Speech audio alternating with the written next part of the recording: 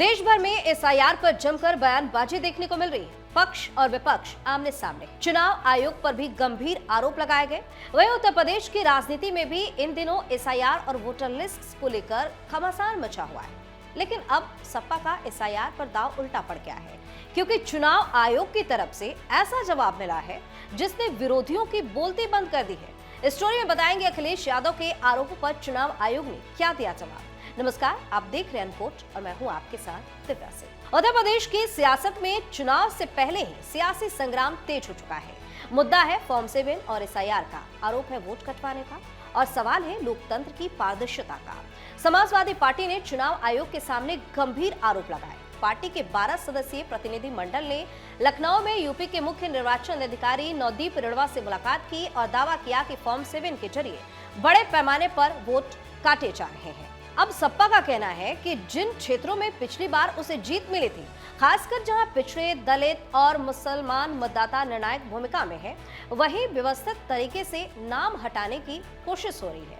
Party ने आरोप लगाया है कि कुछ लोग दूसरों के नाम पर फॉर्म भर रहे हैं, फर्जी हस्ताक्षर कर रहे हैं और लोकतांत्रिक प्रक्रिया को प्रभावित करने की एक बड़ी साजिश रची जा रही है।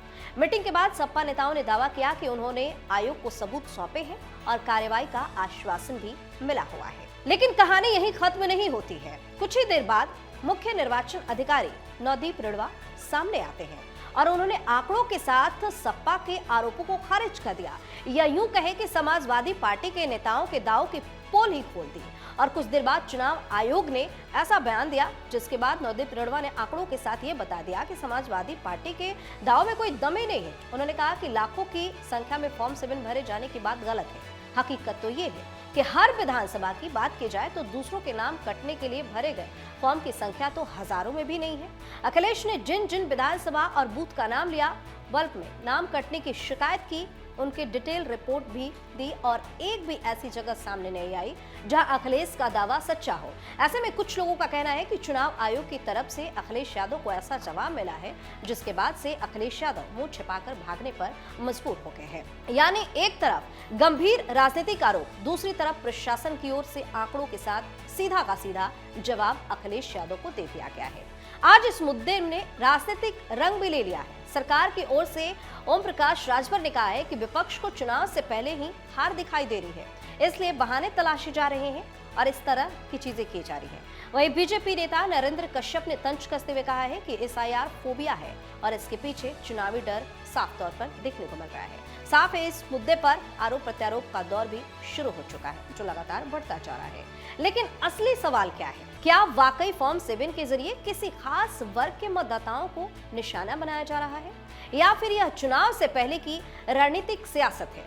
फॉर्म 7 एक वैधानिक प्रक्रिया है जिसके तहत किसी मतदाता के नाम को हटाने का आवेदन दिया जाता है, लेकिन अंतिम निर्णय जांच के बाद ही होता है। ऐसे में चुनाव आयोग की भूमिका निष्पक्ष और पारदर्शी रहना बेहद ही जरूरी है, ऐसा कहा जा रहा है। तो उत्तर प्रदेश में चुनावी माहौल जो है गर्म है, आरोप बड़े हैं, जवाब भी सख्त है। अब देखना होगा क्या ये मुद्दा आने वाले दिनों में और तूल पकड़ेगा। क्या सपा अपने आरोपों को और पुख्ता करेगी या चुनाव आयोग के आंकड़े इस बहस को यहीं थमा देंगे। लोकतंत्र की सबसे बड़ी ताकत है वोट, और वोट की पवित्रता पर उठे सवाल हमेशा बड़ी से बड़ी सियासत को जन्म देते हैं। आप अपनी राय हमें कमेंट करके जरूर बताएं। चैनल को सब्सक्राइब करें, वीडियो को लाइक और शेयर जरूर करें। बहुत